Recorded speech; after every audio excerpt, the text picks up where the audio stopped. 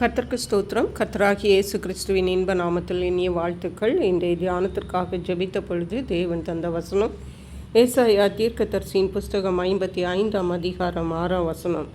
கர்த்தரை கண்டடையத்தக்க சமயத்தில் அவரை தேடுங்கள், அவர் சமீபமாயிருக்கையில் அவரை நோக்கி கூப்பிடுங்கள். நம்முடைய கர்த்தராகிய இயேசு கிறிஸ்துவை நாம் தேட வேண்டும் என்றும் அவரை நோக்கி கூப்பிட வேண்டும் என்றும் அவரிடத்திலிருந்து நம்முடைய தேவைகளை, நம்முடைய ஆசீர்வாதங்களையும் நன்மைகளையும் பெற்றுக்கொள்ள வேண்டும் என்பது தேவனுடைய சித்தமாயிருக்கிறது. ஆனால் இந்த கர்த்தரை எப்படி தேடுவது, எப்போது தேடுவது என்றெல்லாம் பல கேள்விகள் நமக்கு வரும். அதே பரிசுத்த வேதாகமம் நமக்கு திட்டமும் தெளிவுமாக சொல்லியிருக்கிறது. நாம் வாசித்த இந்த ஏசாயா 55ஆம் அதிகாரம் 6ஆம் வசனம் சொல்லுகிறது, கர்த்தரை கண்டடையத்தக்க சமயத்தில் அவரை தேடுங்கள். தேவனை நாம் தேடினால் அவர் நாம் அவரை காண வேண்டும். அதாவது நாம் அவரை நோக்கி கூப்பிடும் பொழுது அவர் நமக்கு பதில் தர வேண்டும். அதை தான் வசனம் சொல்லுகிறது, கர்த்தரை கண்டடையத்தக்க சமயத்தில் அவரை தேடுங்கள், அவர் சமீபமாயிருக்கையில் அவரை நோக்கி கூப்பிடுங்கள்.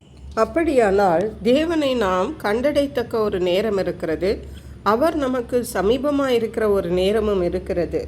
நாம் நமக்கு தோன்றினபடி எப்பொழுது வேண்டுமானாலும் தேவனை கூப்பிடலாம் என்று நாம் நினைக்கலாம்.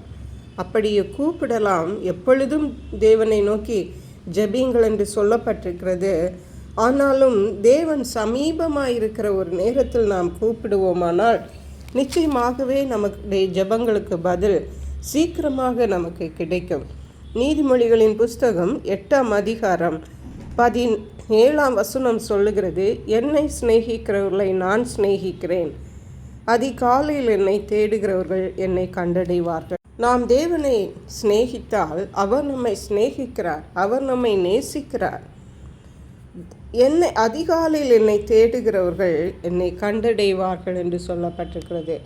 அதிகாலை நேரம் தேவனுக்கு பிரியமான ஒரு நேரம், அவர் நமக்கு சமீபமாக இருக்கிற நேரம், அவரை கண்டடையத்தக்க ஒரு நேரம்.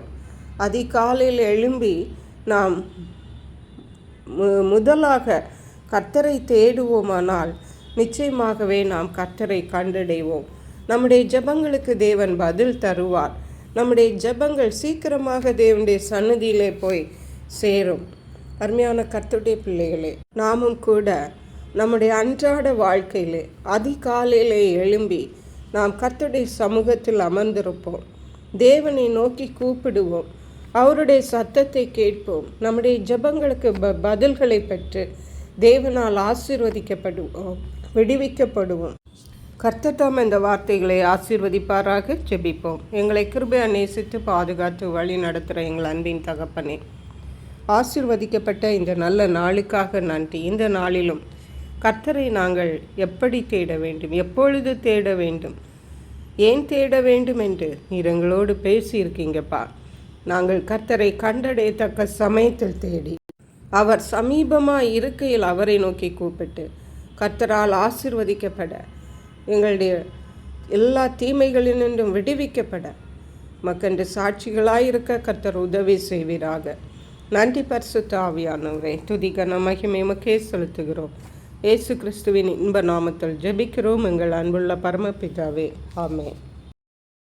இயேசு கிறிஸ்துவின் சுவிசேஷம் ஒவ்வொருவரையும் சென்றடையும்படியாக இந்த செய்தியை உங்கள் நண்பர்களுக்கு அனுப்பி வைக்குமாறு தாழ்மையுடன் கேட்டுக்கொள்ளுகிறேன். கர்த்தர் தாமே உங்கள் அனைவரையும் அபரிதமாய் ஆசீர்வதிப்பாராக.